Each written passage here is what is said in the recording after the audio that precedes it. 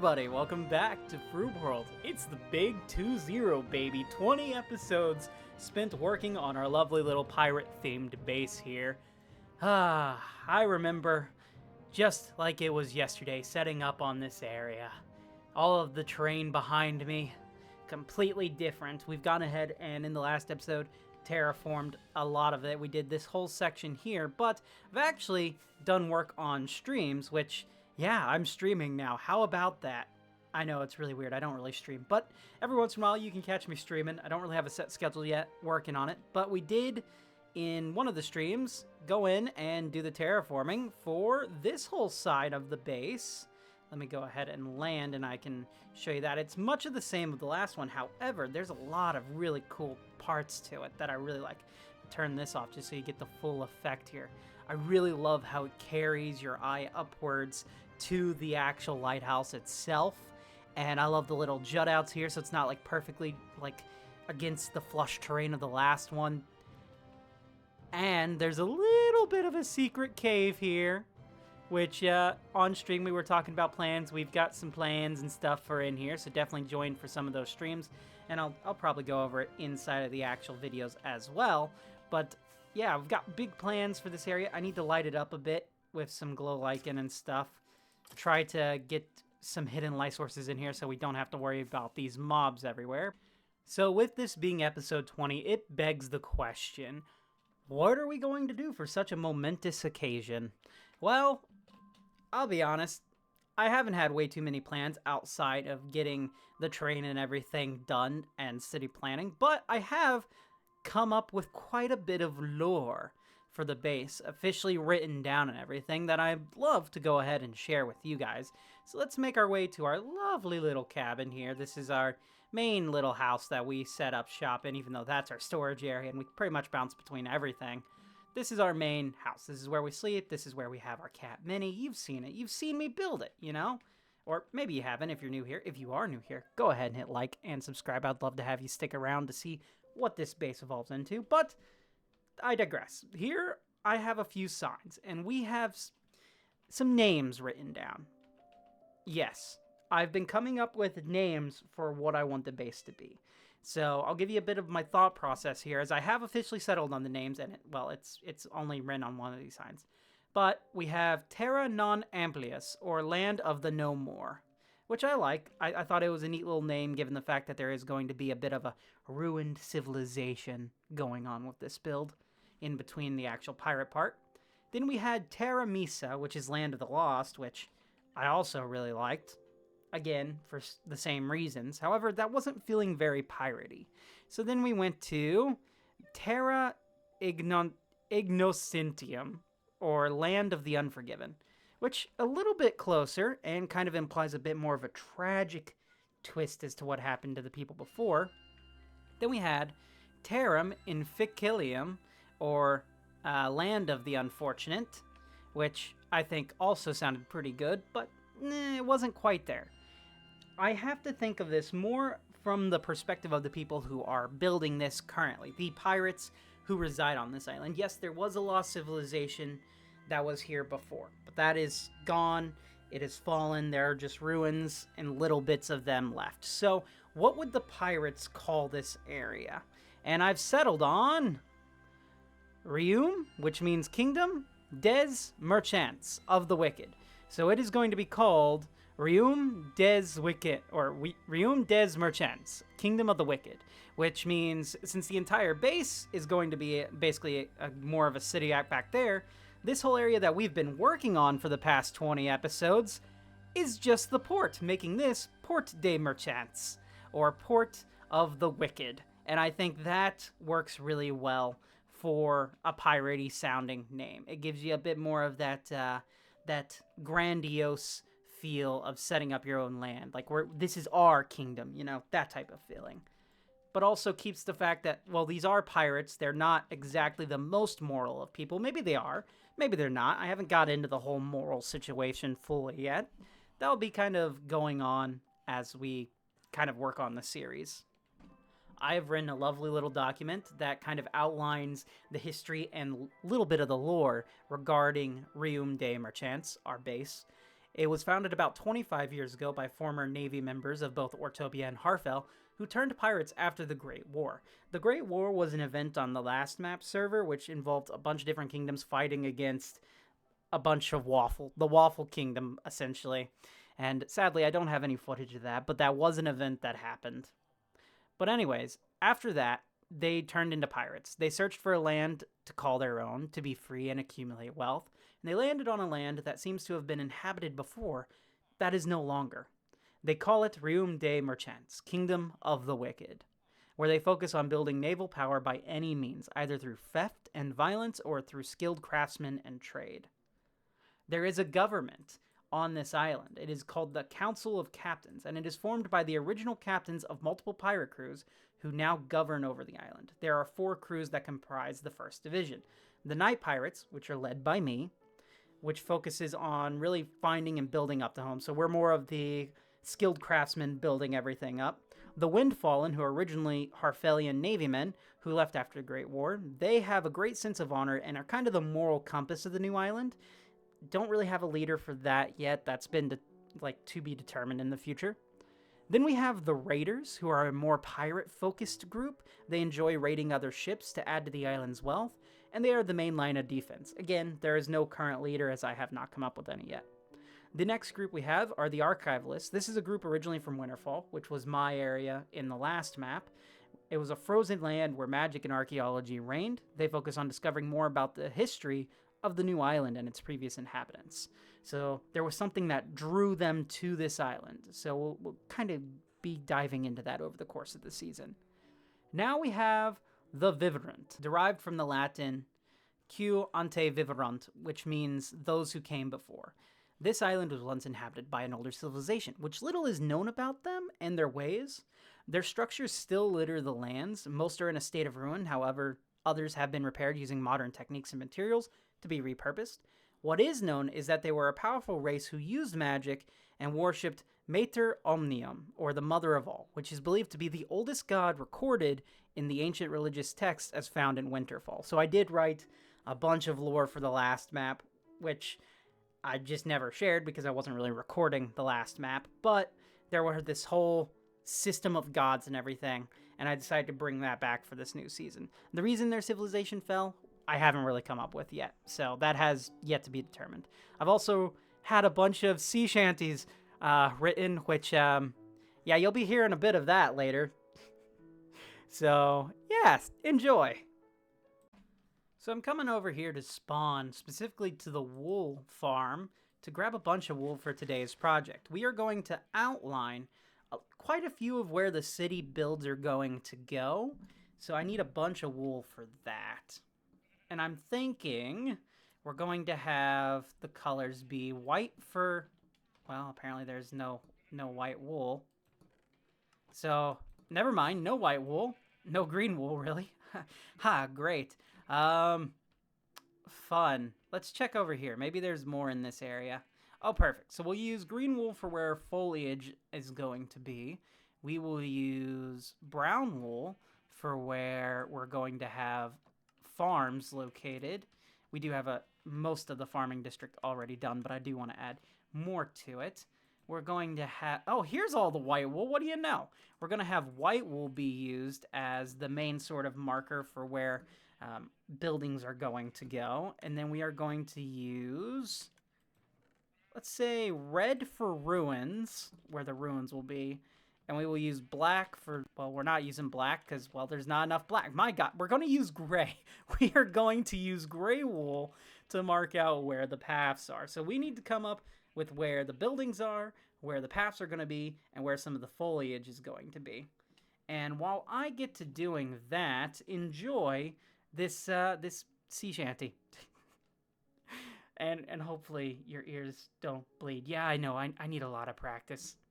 Well, a drop of dragon's breath wouldn't do us any harm, and a drop of dragon's breath wouldn't do us any harm, and a drop of dragon's breath wouldn't do us any harm, and we'll all hang on behind, and we'll roll the old chariot along, we'll roll the old chariot along. We'll roll the old chariot along, and we'll all hang on behind. Oh, a chest full of sand wouldn't do us any harm, and a chest full of sand wouldn't do us any harm, and a chest full of sand wouldn't do us any harm, and we'll all hang on behind, and we'll roll the old chariot along. We'll roll the old chariot along. We'll roll the old chariot along, and we'll all hang on behind. Well, a bit of mushroom stew wouldn't do us any harm, and a bit of mushroom stew wouldn't do us any harm, and a bit of mushroom stew wouldn't do us any harm, and we'll all hang on behind. And we'll roll the old chariot along. We'll roll the old chariot along. We'll roll the old chariot along, and we'll all hang on behind. Oh, a roll in the mines wouldn't do us any harm, and a roll in the mines wouldn't do us any harm, and a roll in the mines wouldn't do us any harm, and we'll all hang on behind. And we'll roll the old chariot along. We'll roll the old chariot along. We'll roll the old chariot along, and we'll all hang on behind. Oh, another little oar wouldn't do us any harm, and another little oar wouldn't do us any harm, and another little oar wouldn't do us any harm, and we'll all hang on behind. And we'll roll the old chariot along. We'll roll the old chariot along. We'll roll the old chariot along, and we'll all hang on behind. Oh, a drop of dragon's breath wouldn't do us any harm, and a drop of dragon's breath wouldn't do us any harm, and a drop of dragon's breath wouldn't do us any harm, and we'll all hang on behind. So yeah, I'm not gonna quit my day job and become a singer. Not yet, at least. But while you guys were watching that, I went ahead and plotted a bunch of wool. My god, this place looks terrible with the wool everywhere. It's a mess, and it's in no real particular shape-wise to how it's officially going to look. But just to give a little bit of an idea, we got the dirt, or not the dirt, but the brown. That's going to be a bunch of pathways that are going straight up and around all of these areas. We have all the gray areas where the farms are going to be. We have some of the tree line right here where this is going to be. I've officially decided that this area is going to be a ruin. I've plotted a few of the ruin locations around. They're done in the red, so we've got a bunch of ruins to build all around the place. There's even one that I decided was inside of the little cave down here. And then we've got the white building areas where a bunch of buildings are going to go. As well as the train itself needs to change a little bit. It is still a very, very bumpy train, and while I want to keep some of the vanilla-esque train in there, I do want it to become a bit more livable. My god, there's a skeleton there. That's not good. Okay, I need to figure out where I need to place torches at to stop these guys from spawning, because while torch spam is pretty bad, I don't like torch spam, it's very necessary to keep villagers alive, and while most of my villagers are inside and probably really safe, I do have Log, who is not. He is currently outside. So I need to definitely light this place up. Skeleton, I was trying to avoid you, but you shot me, so now you die. I've killed too many skeletons to really care, but yeah, we've got the entire area where we need to go on, and I think the first step in getting all this done, well, I guess second step after planning it out, is to go ahead and get the pathway done. So we're going to start, and we're going to take the pathway in sections. I'm going to hopefully get a little bit of it done throughout this episode, and if not, I may push it off to streams. Definitely click that bell button so that way you know when I am streaming and when I am uploading. So I've had a lot of fun with the streams recently. I'm planning on doing some more. I just need to come up with a proper schedule that works around my real life schedule, because as much as I would love to be a full-time content creator, I can't afford it. So Yeah, we're gonna get started with the pathways now. Let's go! So since the last clip, I haven't actually worked on any of the pathways. I kind of got distracted with some antics on the server. Got called over to a coliseum, got to witness a match going on and participate in a match, and did a little bit of pirating things here. You'll see that here in just a moment. I don't have any, like, recorded footage, but I do have replay mods, so you'll see that. But before we do, I wanted to bring you in and show you some of the piratey elements that I've been bringing back into the base. We've got our first skull and crossbones on Dave's ship that he built over here. So this is pretty cool. I just kind of free-handed this and I'm liking it. I also have one over here on the Winterfall Galleon, which it's a little bit more subtle. I tried to get it to conform to the shape of the sail itself, but you can kind of see it there. As well, we have the pirate flag banners hidden around the place here. We've got each one to represent the different pirate groups that make up the council. We have my flag, the Night Pirates, which thank you to Purple. Purple is the one who made the banner in the first place and then told me how to make it so that way I could then replicate it through all the different ones. We have the Raiders banner, which is the red one. That's them over there. We have the Windfallen banner, which is the yellow one. They are from Harfell. And then we have the blue one, which represents the Winterfall group, the Archive List. That's their ship over there. So I've just got those banners littered on the inn here, / tavern, as well as our storage system, and I plan on having them up in other places, such as the council building, which currently I'm thinking the council building is going to go right around here, this plot of land right here. I think I want to tie it somehow into the ruin that I plan to have here. But I haven't figured that fully out just yet. So yeah, enjoy these replay footage of the antics that I went on, and when you get back, we'll hopefully have some of the pathways worked on.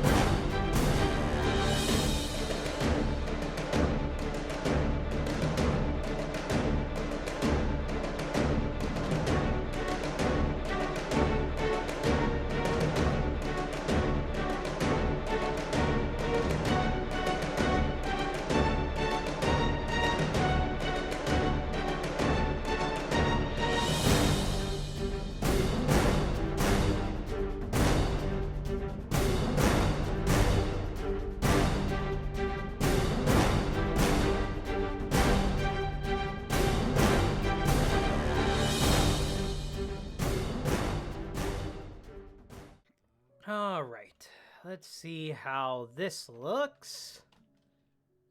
We've gotten a decent bit covered in terms of this path. You can see it trace out from here, go up and round its way around to here, and then all the way around to here. And there's still obviously quite a bit more to do with this path, but so far, I'm liking the shapes. The shapes are looking alright so far. There's still obviously a lot to do in terms of this path. Hello, cow. Is it approaching me? Is it going to keep approaching? No, it's just going to stare at me. Oh, no, here it comes. Here it comes. What's it going to do? What's the cow going to do? It's just going to watch. It's pretending it's watching. Oh, no, it's coming to knock me off. It's really looking at me like, what's going on over here? All right. Sorry, cow. I'm getting distracted. But we're doing this path. And this isn't how it's going to stay, obviously. There's a lot of texturing that needs to go on. I need to come up with the actual kind of palette that will be used for it. And then get it kind of all fleshed out. Plus, I need to even out the terrain a little bit. I keep pressing F4, which is my free cam, instead of F5, which is how I talk to you guys with F5. God, that feels so weird to say. It's how I talk to you guys, like you're here. Well, I mean, I suppose you are in a sense, because you're watching, but you're also not while I'm recording. It's so weird, you know. It's very, very weird. But lots to do with this path. Lots and lots to do. I am starting to run out of time. It's almost Friday, and I got to get this episode up tomorrow. I also have work tonight. So, yeah, this is going to be a bit of a crunch. I'm wondering where all the time that I spent this week on it. Hey guys, Editor Austin here, and most of the time that I did spend on this episode was spent on trying to get the sea shanty to work. I'm very untrained and don't really like the sound of my own voice, but it was a bit that I just could not get out of my head, and I wanted to do it. I had my brother try to help me out. He's an actual audio engineer and a music producer. Sadly, his patience was running a little dry as well, mostly because we were using BandLab, which was a completely different software to what he was using and used to using as a professional. So he was having to use a lot of workarounds. He did give me a lot of helpful tips, as well as a lot of audio engineering information from the future. So that was pretty cool. And I do genuinely want to work on this bit over the course of this season and try to get at least one proper sounding sea shanty. So stick with me here. Give me till episode 50. I should have more. Okay, back to the video. And then I remember, oh yeah, I have to work, and my tool is, oh my god, my tool is almost destroyed. Okay, I'm making this path a bit too thick here. I'm going to leave it for now. I'm going to go fix my tool, and then I don't know. I don't know what to do after that. Wish me luck. I got to figure this out. All right, we're going to build the palette that will be used for these paths. I've been looking at a lot of images of colonial pathways and roads, and a lot of it is, it's mostly dirt. Easy enough, right? But we want it to look a little bit better. Sometimes they would use gravel to add a little bit into it, and apparently sometimes logs. So I'm going to use coarse dirt, gravel, path blocks, maybe some muddy mangrove roots. I think that kind of looks nice. And as for logs, well, we've got plenty of logs. What type would we use that could work? I think what might work best is actually the mangrove roots, because it kind of ties in here to the muddy mangrove root elements, and I think it just looks like broken down boards. So that might work for... Oh wow, I only have 12. I thought I had a lot more. What happened to all of them? Okay, well, we've got 12 to work with till I grow more mangrove. Fair enough. Let's try to do a section. Let's just say this part here is going to be the main part going back. The main entrance to this area. This, and over there I have another one. So let's try right here. This is a nice little intersection, and it's decently flat. So let's go ahead, and I don't have shears on me. That's fine. I need to grab my toolbox. I don't have it with me for some reason.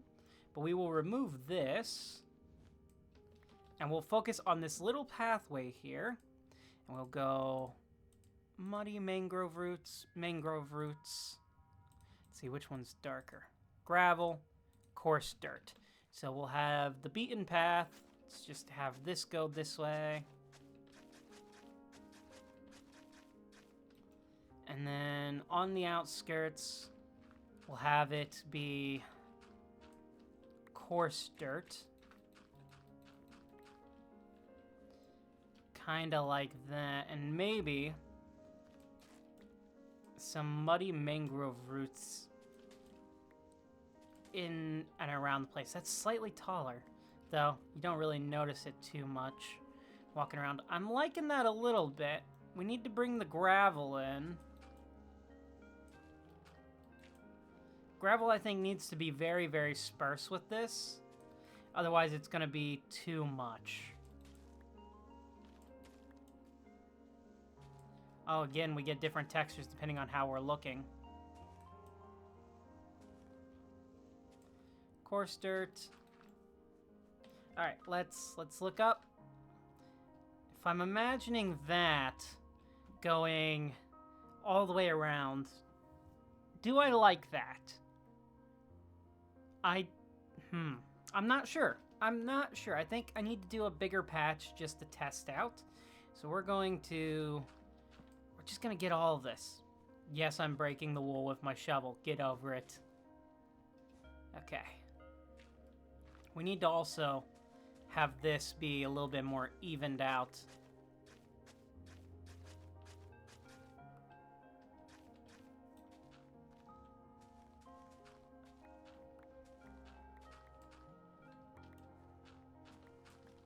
Okay, set that there, Podzol. The good news is I do have Silk Touch, so I can pick up all this Podzol. Alright, we've got this area. I think this is... You know what? That's not too terrible. I don't know about the muddy mangrove roots at this point. Let's try bringing back in the coarse dirt as like areas where people are stepping off of the path itself. So, on the sides, then we'll have mangrove roots scattered in about.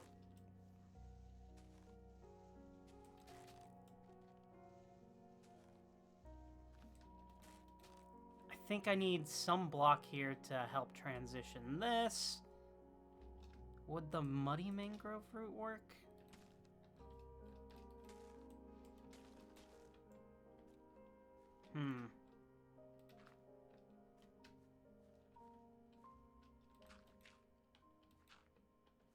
I don't know. This is... I don't hate it, but I'm also not entirely convinced. I feel like shape-wise, this one is really throwing it off. Let's coarse dirt it. I need some slabs. I need wooden slabs. Well, I've got some spruce slabs added in there, and I think that is actually kind of helping.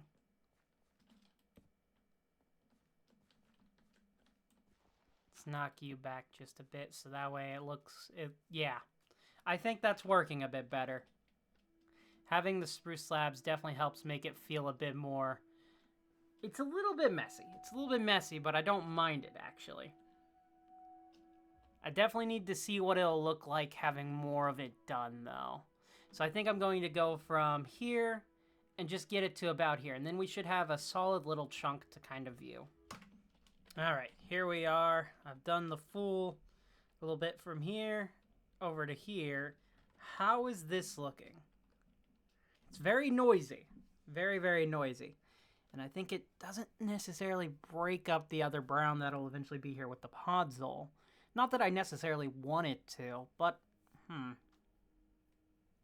do like the spruce being used as the platforms to elevate up and down. That makes it feel a bit better. I ran out of mangrove roots, so I couldn't add that in.